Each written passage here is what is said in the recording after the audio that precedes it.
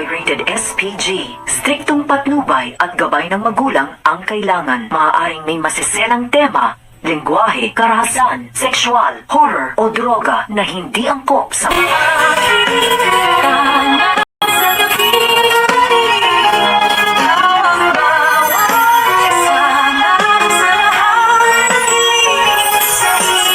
Magandang araw! Sinubukan ngang makiusap itong si Zoe na sana wag nga daw ituloy ang pag-file ng kaso ni Robert sa kanyang mami Moira dahil narinig niya ang usapan nila Robert at ni Annalyn na desidido nga itong si Robert na sampahan ng kaso itong si Moira dahil hindi nga daw pwede at hindi tama na palagpasin niya ang lahat ng mga ginagawang kasalanan ni Moira sa kanya at sa kanilang pamilya. Nagmamakaawa nga itong si Zoe na pagbigyan ang hiling niya dahil nakikita naman daw ang itsura ng kanyang mami Moira na nagsisisi na nga daw sa kanyang mga ginagawa sa kay Robert. Kaso nga lang, depende nga daw ito at hindi alam ni Robert at hindi niya ipapangako kay Zoe na mapagbibigyan niya ang hiling nito. At hindi rin pinagsisihan ni Robert ang kanyang ginawang ipagtabuyan itong si Moira palabas sa kanilang bahay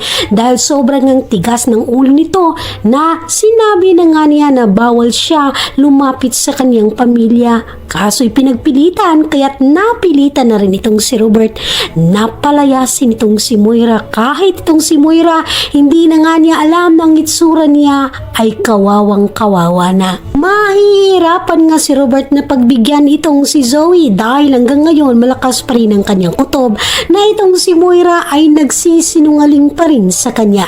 At sa kabilang banda naman, itong si Giselle ay kinausap nga ang kanyang Papa Pepe nang magkamalay ito muli dahil inatake nga siya sa sobrang galit niya kay Moira nang malaman niya ang katotohanan na si Moira ang tumulak ay dito nga ay sobrang nagalit siya kaya't sumama tuloy ang kanyang pakiramdam. Sinubukan ngang kausapin ni Giselle itong si Don Pepe na sana daw pagbigyan itong si Ubeng na mag-usap silang dalawa para kung anumang sama na loob ni Don Pepe kay Ubeng ay para mapag-usapan nila. Masama nga ang loob ni Don Pepe kay Ubeng dahil pinakinggan nga daw ni Robert itong si Moira kaysa sa kanya. At kung mag-uusap man sila muli ay isang kondisyon lamang na kapag napalayas na ni Ubeng itong si Moira sa kanilang pamamahay at sa kanilang pamilya ay tsaka pa niya kakausapin itong si Robert. At sa ngayon, tuluyan na ngang napalayas itong si Moira sa kanyang sariling pamamahay dahil wala na nga siyang karapatan dito. Tinakot pa nga niya itong si Robert na kung gusto ni Robert ay siya na lang umalis pero hindi ito tumalab dahil si Moira pa rin ang napalayas sa huli. Kaso nga lang, walang ideya itong si Moira kung saan siya ngayon pupunta dahil wala na nga siyang kakampi na mismong si Zoe ay hindi rin siya makakampihan na. Nawala na nga ng pag-asa itong si Moira at hindi niya alam kung sino ang hihingian niya ng tulong. Gusto sana niyang pumunta ng Apex Hospital kaso nga lang hindi naman niya hahayaan na maging ganito ang kanyang itsura at makikita ng lahat. Ang kanyang sitwasyon ngayon sigurado na pagtatawanan lamang siya at isa pa dito ay paniguradong hindi rin siya papapasukin sa Apex Hospital dahil hindi siya papayagan ni Robert. At wala na ngang ibang maisip pa itong si Moira kundi sa restaurant na lang siya pupunta. Pakiramdam nga ni Moira na mas safe nga daw siya sa restaurant kaysa sa Apex Hospital dahil paniguradong diretso na siya huhulihin. Kaya't itong si Moira ay naghanap na agad ng taxi para makapunta ng restaurant. Timing naman na merong huminto na taxi. Dito nga ay sinabi niya agad kung saan siya pupunta kaso nga lang hiningian nga siya ng 500 pesos. Umangal naman itong si Moira dahil masyado nga daw mahal ang sinisingil.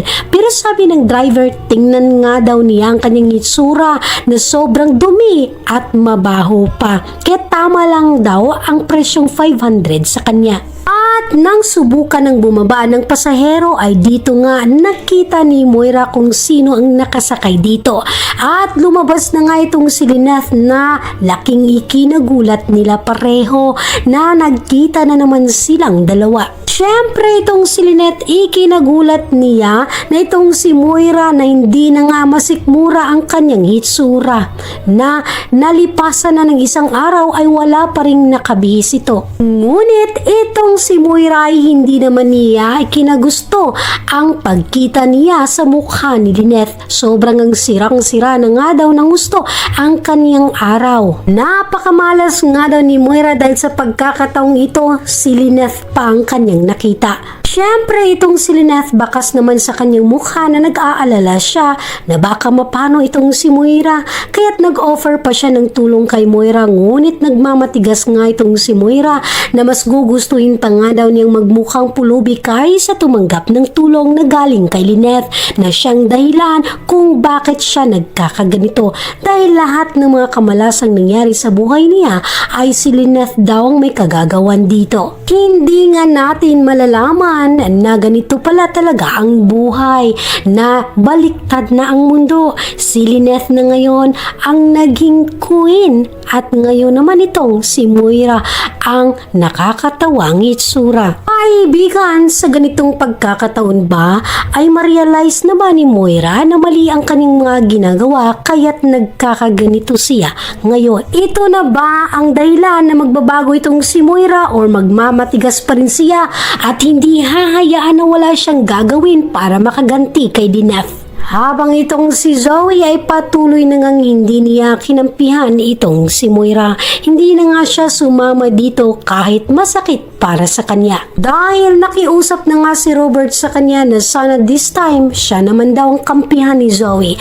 Dahil kung alam lang daw ni Zoe kung gaano siya kamahal ni Robert. Kaya't mga kaibigan, unti-unti na ngang nalalasap at nararamdaman ni Moira ang bangis ng karma. At ito ay isang karma na bagay para sa kanya. Kaso nga lang, bad news dahil dito pa nga nagsisimula ang karma ni Moira at dadagdag pa ang lahat ng mga problema niya. At mukhang mahihirapan pa nga itong si Zoe kumbinsihin ng kanyang daddy na magbago pa ang isip nito sa pagsampa ng kaso. Dahil lagi pa rin naiisip ni Robert kung ano ang kanyang pinagdaanan sa lahat ng mga kasamaang ginawa ni Moira na pati ang relasyon nilang mag-ama ay nadamay pa. Wala na nga daw silbi ang pagbigay ng awa at patawad kay Moira na alam naman nila na hindi na magbabago itong si Moira. Dahil ugali na nga daw ni Moira ang maging selfish, kaya't gagawin pa rin niya